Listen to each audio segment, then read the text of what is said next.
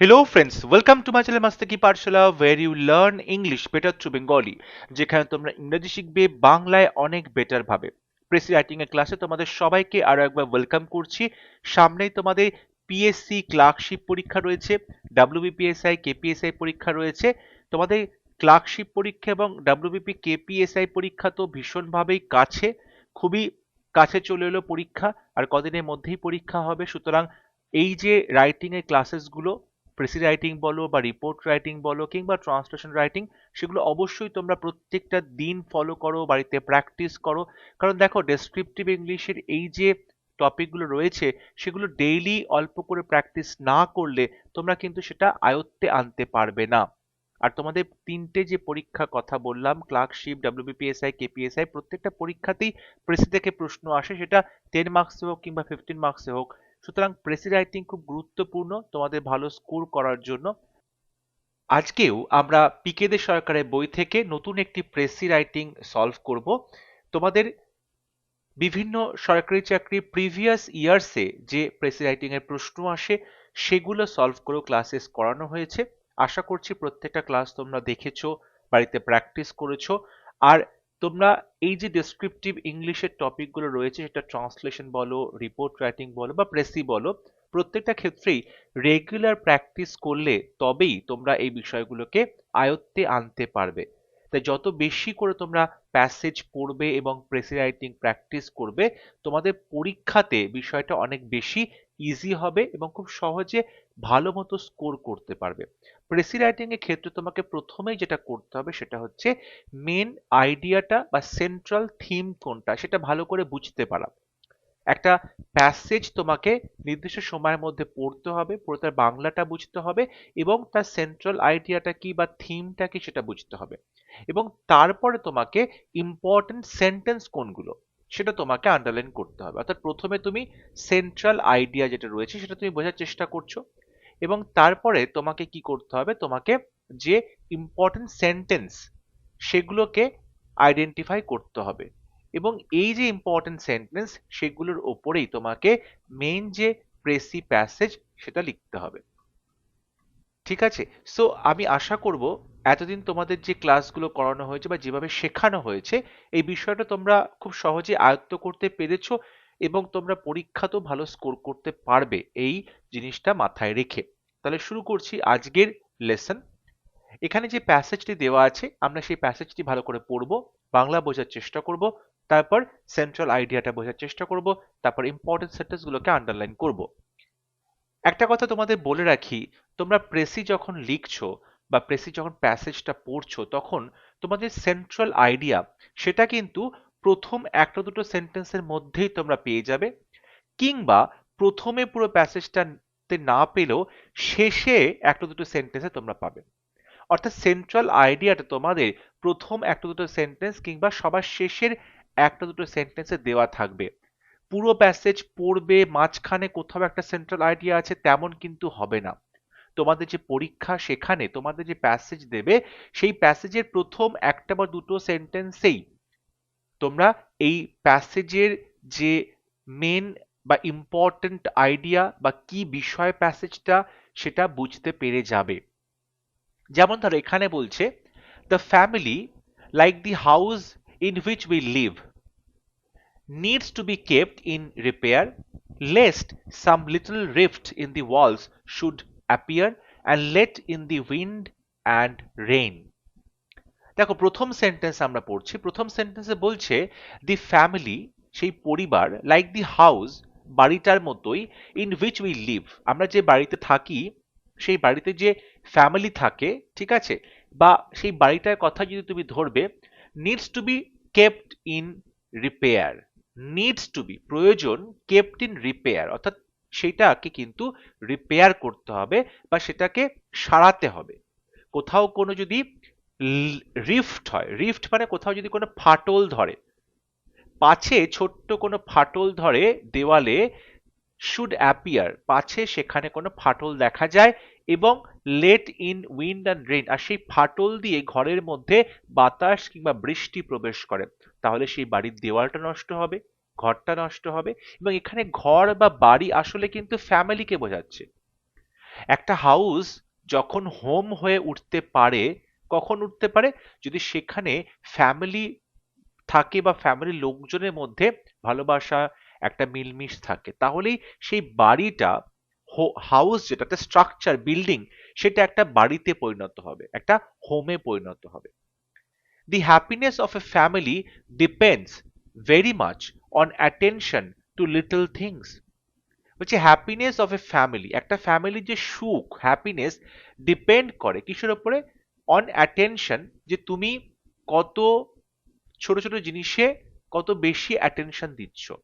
অর্থাৎ ফ্যামিলি সুখের জন্য, ফ্যামিলি মেম্বারদের সুখের জন্য তুমি কত ছোট ছোট বিষয় নিয়ে সেইগুলোতে তুমি অ্যাটেনশন দিচ্ছ, বা সেগুলোর উপরে ডিপেন্ড করে তুমি তাদের হ্যাপিনেসটাকে বাড়ানোর চেষ্টা করছো। দেখো, প্রথম দুটো সেন্টেন্স আমি বলেছিলাম আমাদের সেন্ট্রাল আইডিয়াটা পেতে যথেষ্ট।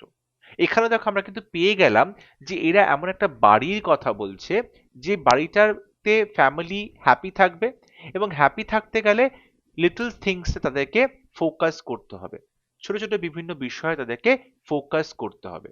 সেগুলো কি জিনিস? Order, pleasant comfort, regularity, carefulness, good taste, this are the ornaments of life.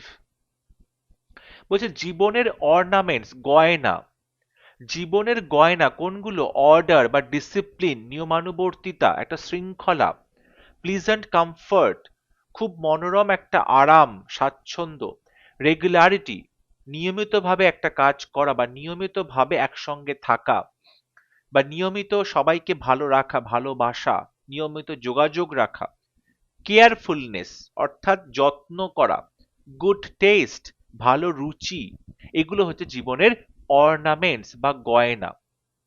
দেখো, আমি যে কথাগুলো বললাম, যে একটা ফ্যামিলিতে যদি প্রত্যেকটা ফ্যামিলি মেম্বারের মধ্যে বা ফ্যামিলিতে যদি একটা শাসন থাকে, একটা নিয়মানুবর্তিতা থাকে, অনুশাসন থাকে, সেখানে কমফর্ট, তাহলে আমি একটা কোজি শেল্টার বলে মনে হবে, ঠিক আছে, খুব আরামের, খুব নিরাপদের একটা আশ্রয় বলে মনে হবে।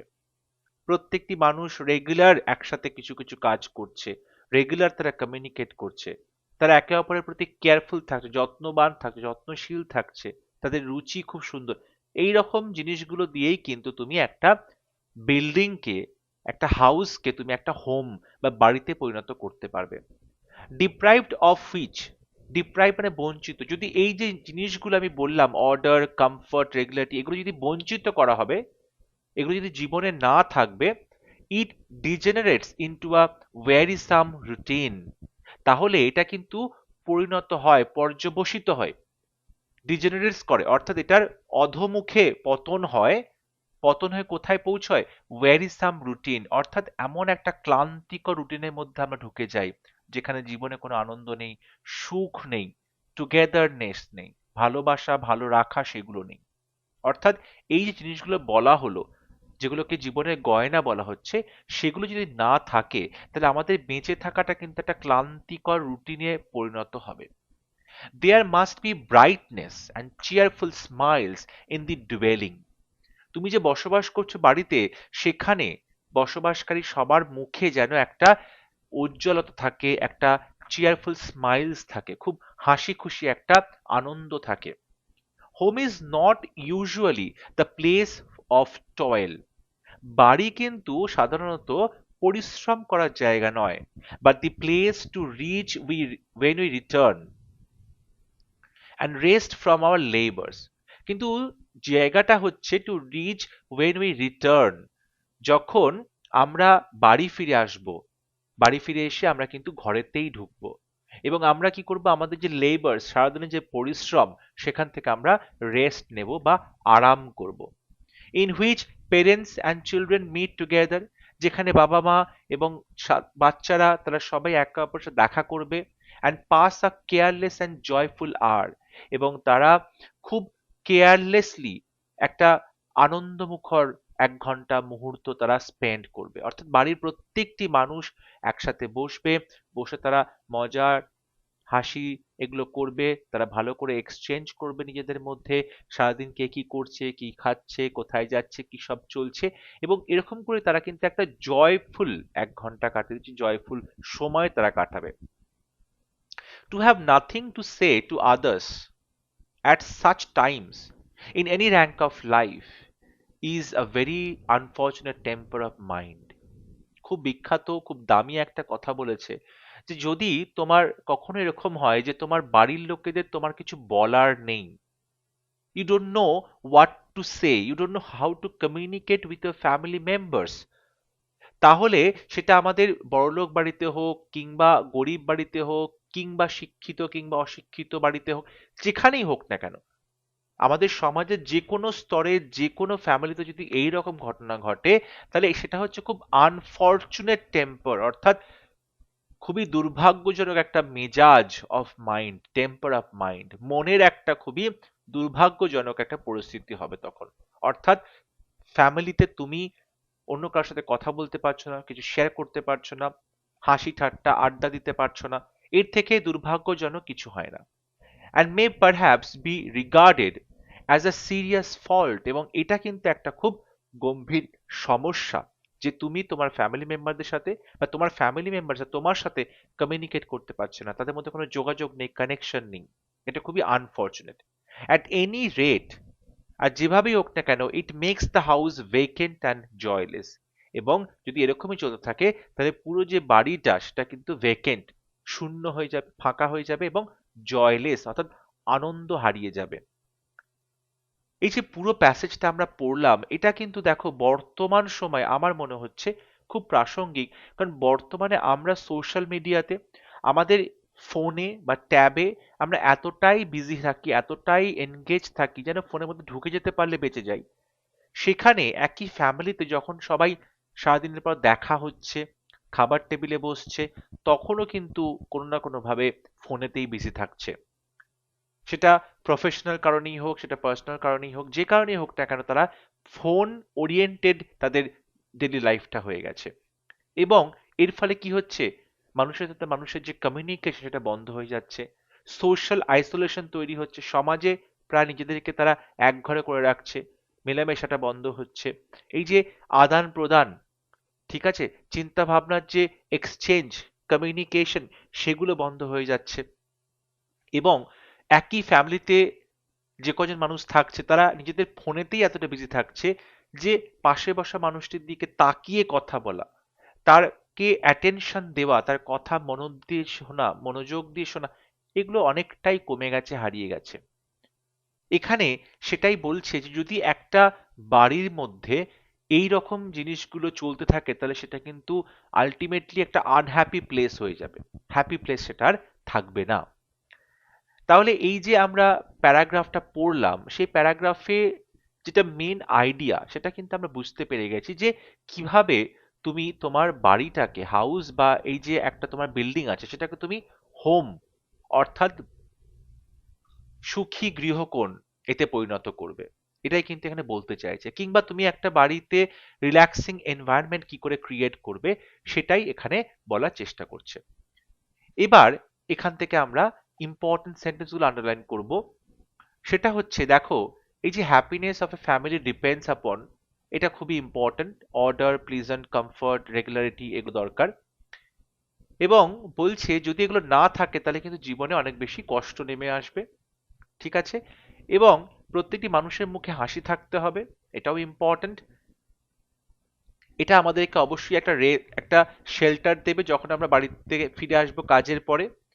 এখানে সবাই টুগেদার একসঙ্গে থাকবে এবং কেয়ারলেস এবং জয়ফুল একটা সময় কাটাবে। এবং সবার শেষে বলতে পারো যদি সেটা না হয় তাহলে তার মতো আনফরচুনেট কেউ হবে না, কারণ সেই বাড়িটা তখন জয়লেস এবং ভেকেন্ট হয়ে যাবে, শূন্য এবং আনন্দহীন হয়ে পড়বে।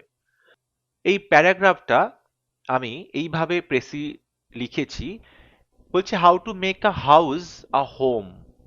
একটা চার দেওয়ালের দোতলা তিনতলা বাড়িকে তুমি কি করে সুখী গৃহকোণে পরিণত করবে, হোমে পরিণত করবে, হাউসকে কি করে হোমে পরিণত করবে।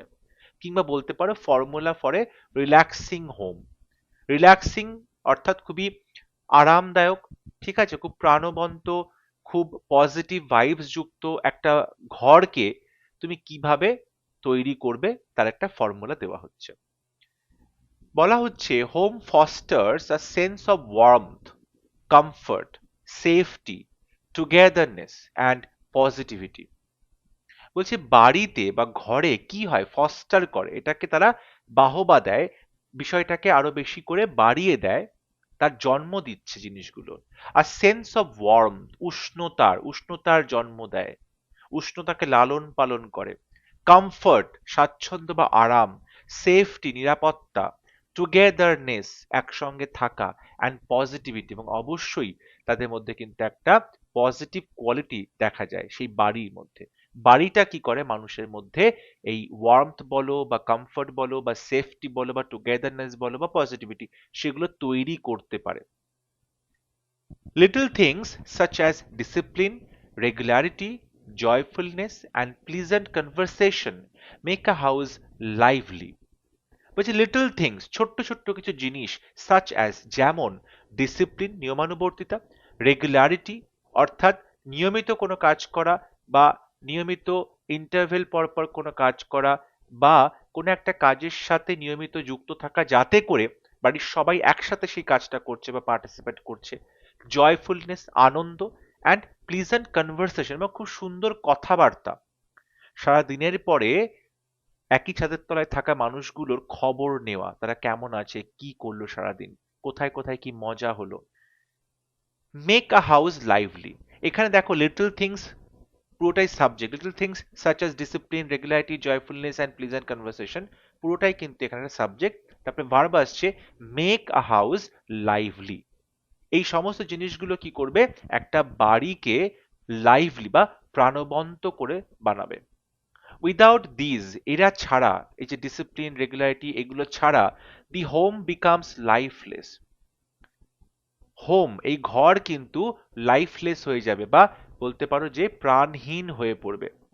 So if a man has nothing to say to others, তাই যদি একজন মানুষের কিছু বলার না থাকে অন্যদেরকে, has nothing to say to others, অন্যদেরকে তার বলার কিছুই নেই, it will unfortunately spoil the happiness of that family, তাহলে সেটা কি করবে, it will unfortunately, দুর্ভাগ্যবশত, স্পয়েল করবে, নষ্ট করে দেবে the happiness of that family, সেই ফ্যামিলির সুখ বা হ্যাপিনেসকে। তাহলে এখানে দেখো আমরা যেটা বলার চেষ্টা করলাম যে বাড়ি বা ঘর, হোম, সেটা কিন্তু একটা উষ্ণতা তৈরি করে, স্বাচ্ছন্দ্য, কমফর্ট, সেফটি, টুগেদারনেস এবং পজিটিভিটি তৈরি করে। এবং খুব ছোট ছোট জিনিস যেমন ডিসিপ্লিন বা রেগুলারিটি বা জয়ফুল, সেগুলো মেনটেন করে কিন্তু তুমি একটা মানুষকে লাইভলি, একটা ঘরকে লাইভলি রাখতে পারবে।